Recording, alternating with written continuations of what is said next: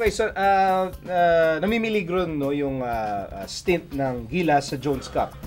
We're actually the defending champions, and then crucial yung Jones Cup dapat for preparations. I mean, you liken it to, let's say, like a fill oil for college teams. Kasi sa Jones Cup, makakatapat mo yung makakalaban mo rin sa FIBA Asia Championships. Sukatan na. Sukatan. Tune up to, tune up. Siyempre, hindi pa yung labasan ng baraha, di ba, Benj? But, makikita mo na sino yung makakalaban mo. More or less, maispatan mo na, ito, kailangan bantayan to, o ito. Even if itatago, pero, ano na yun Scouting purposes. Saka yung exposure mo eh. So, and you know, this is a problem for the national team because that's your ultimate tune-up right before the FIBA Asia Championships. Kasi lahat dapat pupunta dyan.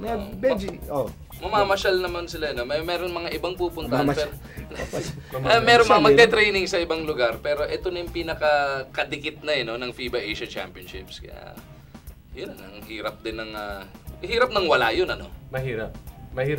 Parang kaya sinabi mo, parang kumbaga lahat ng nasa NCAA, lahat ng nasa UAAP, andyan lahat eh, kumbaga sa college team. Tapos di ka sasali doon. Di ka sasali, parang sayang. Now of course, hindi tayo makasali because of the political situation involving Taiwan and the Philippines. Tapos, hindi mo pwede ilipat yung tournament kasi Taiwan-based talaga yung tournament na yan. Kanila talaga yun. Oo, sa Taiwan talaga yan. So, now the national team nag-iisip kung saan pwedeng sumali na pwedeng pang tune-up. But ang mabigat doon, you can't play against yung teams na makakalaban mo sa FIBA. Kasi andun lahat. Ideally, nandun lahat. Unless you find another tournament na nandun din silang lahat. I don't know how that will happen. How big a problem is this, Carlo? Kung boksingero ka, yan yung last day of sparring mo tapos hindi mo makukuha. It doesn't matter how long you work the mitts, how long you punch the bag. Kung hindi ka nag-sparring, iba yung preparasyon eh. And for Gilas, that's it eh. Doon mo makukuha yung ikot ng bola mo, doon makukuha yung camaraderie between the team. Kasi it's you versus these foreign teams. So, kung mawawala yun, kailangan punuan. Hindi pwedeng walang competition na ganun before I'm pretty sure they'll find another tournament na but still, similar caliber. Ano yung quality nung opposition if you compare it to the Jones Cup? Kasi saan tayo hanap? Pupunta ng Lithuania, yung Gilas Pilipinas national team natin. 2 to 3 weeks, they will be training there. 3 a days yun. Pero yung tournament mismo na hindi yung kayo mag-i-ensayo laban-laban, yung talagang scrimmage na, may balak yata ang PBA na tumulong yung kumalaban doon sa Shanghai Sharks, yung team ni Coach Franz, yun ang magiging ka-tune-up.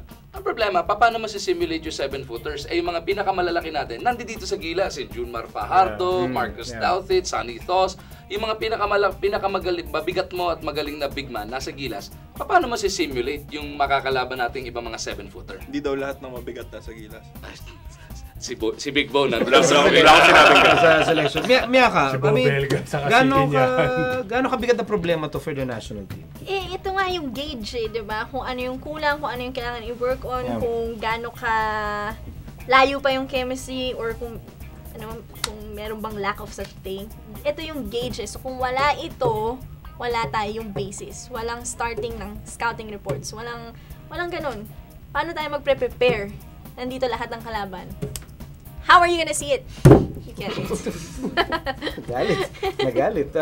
Benji, what are possible solutions para sa ganyang sitwasyon? Yun din ang iniisip ko kanina pa. Well, pwede kang pumunta na lang ng States. Dahil that's an option actually. Yun ang pinaka-closest na mag-engage mo yung sarili mo as far as yung malalaki. Sa malalaki.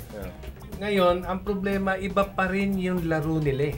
If you will compare it to yung isang game ng mga, kasi katulad ng San Beda, Ateneo, nagpupunta sa States yan, kumakalaban. Iba yung laro nila They're more on one-on-one players Etong mga to, talagang sistema. Di ba? So, mahirap pa rin. Hindi pa rin ganun.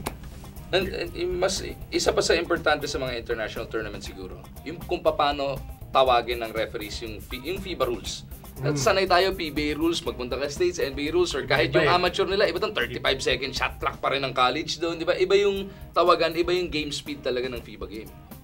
This is part of the challenge for the national team.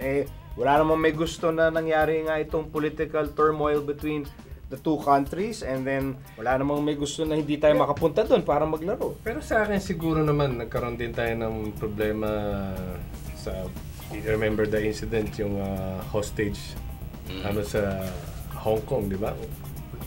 Sa umpisa lang naman, and then eventually, nawala rin naman eh. Sana maayos. Sana, yeah. Mas grabe yun kumpara dito. I mean, how bad is it? How bad is it that our team can't go? Because it's not safe. Kasi di ba, Hindi safe eh. like, may lumabas sa news na meron silang ginulping Pilipino ron. Tsaka may smear campaign sila yung Taiwanese media. It's very tense and a very sensitive situation. Kaya pupunta ka doon, pati mga Pilipino, baka di pa makanood eh. Siyempre matatakot Oo, yun. baka di pa Hindi na makanood. nga sila makalabas ng bahay. And that's a dangerous situation. Kahit na gusto mo ipilit, manonood sila, grupo-grupo. Yeah. That's a situation na... May magsimula lang doon, magbato, yun. magsimula Yeah, ng riot. yun.